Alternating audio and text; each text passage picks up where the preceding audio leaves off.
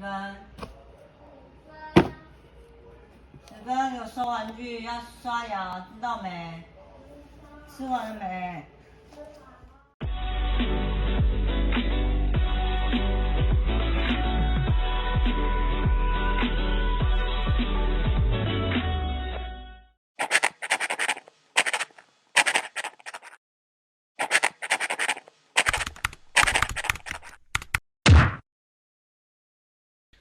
嗨，欢迎收看 Speak Up。今天呢，我们不开箱实战鞋款，要来聊聊一双最近在市场上观察到的系列鞋款。我认为它不但价格平民，而且呢，球鞋的材质上可以说是非常的给力哦。这几年呢 ，Dunk SB Low 的价格可以说是居高不下。每当有新款的配色或者是新的设计、新的联名的时候，每次都是全部玩笑完毕，或者是价格可以说是非常非常的昂贵啊。而今天我要介绍的这双鞋呢，它在整体的外形上就是有着 SB 设计的风格。今天要介绍的鞋款就是 Nike SB Force 58。一样在开箱之前，希望大家能够订阅我的频道，按赞分享我的影片，也别忘了追踪 IG 跟 FB 粉丝团，随时呢会有我开箱过的鞋款买卖，以及呢球鞋的最新动态哦。那么就跟我一起来瞧瞧，还有聊聊这双我觉得 CP 值还蛮不错的 SB 鞋款吧。此款鞋呢为 SB 鞋，所以它的外箱采用的是大家最平常见到的 Tiffany 绿鞋盒。我在先前呢介绍另外一双 SB 鞋的时候，就有介绍过 SB 鞋盒它的各种颜色的用意，大家不妨可以回顾先前的那支影片。由于呢鞋盒也是我们一般最常见的一个款式之一，在这边呢我就不再多做介绍咯，赶紧来看今天的主角 Nike SB Force 58，一起来看看这双鞋子吧。为什么呢？我在前面介绍这双鞋子的时候说它的 CP 值相当的不错，原因其实很简单哦。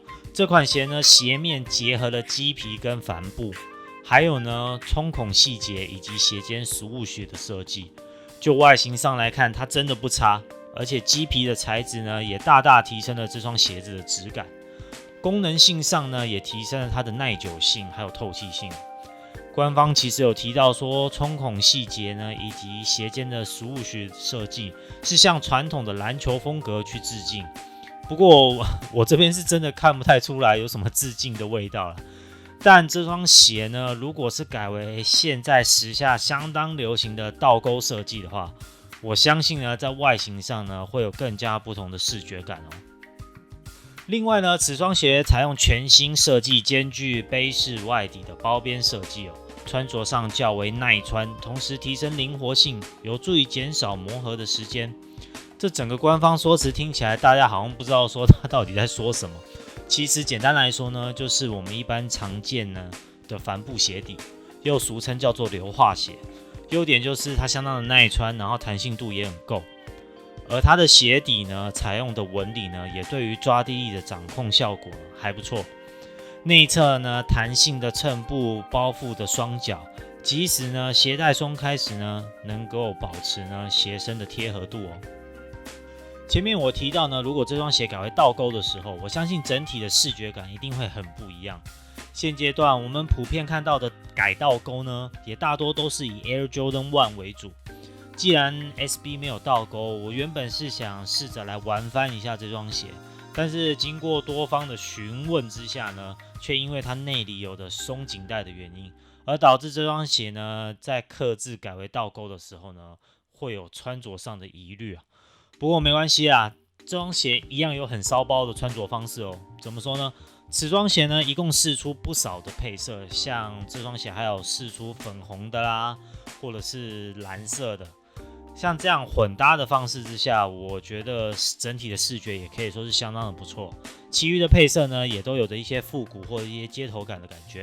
不管你是搭配的缩口裤、短的棉裤、宽版的长裤等等，基本上都非常好穿搭哦。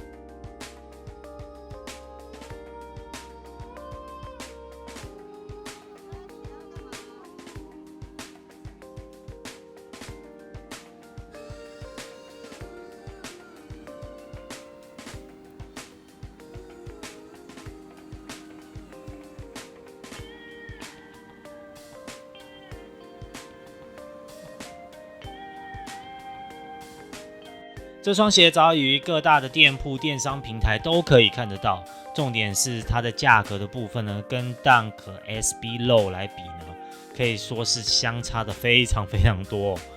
但呢，这双鞋在外形上还有材质采用的内容呢，可以说是一点都不含糊。所以，如果你喜欢 SB， 但是你口袋又不够深，或者是呢你喜欢的鞋款，它的价格呢始终都没有掉下来过，那我相信呢这双鞋的 CP 值绝对呢是你可以入手的一双鞋哦。今天的开箱就到这边啦，希望你会喜欢今天的影片，也别忘了呢订阅我的频道，然后帮我按赞分享我的影片。最后呢，记得追踪我的 IG 跟 FB 粉丝团哦。Speak Up， 我们下次见喽，拜拜。